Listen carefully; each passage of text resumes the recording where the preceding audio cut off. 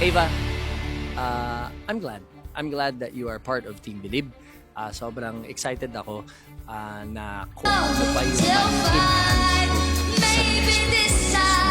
Napaisip ako, sabihin ko sa consistency sa pagkanta niya. It wasn't extravagant. It wasn't like, wow! Pero nandun yung linis eh. Yung linis yung pinaka-importante. Pag nalinis, mapapolish mo lang yun, di kikintab. And she will shine brighter. So, consistency is key. She was consistent with her feelings and the song. Hindi siya parang nag-dip down para sa energy niya and sa vibe niya. And kaya sa dulo, last second talaga, inikutan ko. Because I think she did well from start to finish. And that's important para sa isang kontesera o kontesero.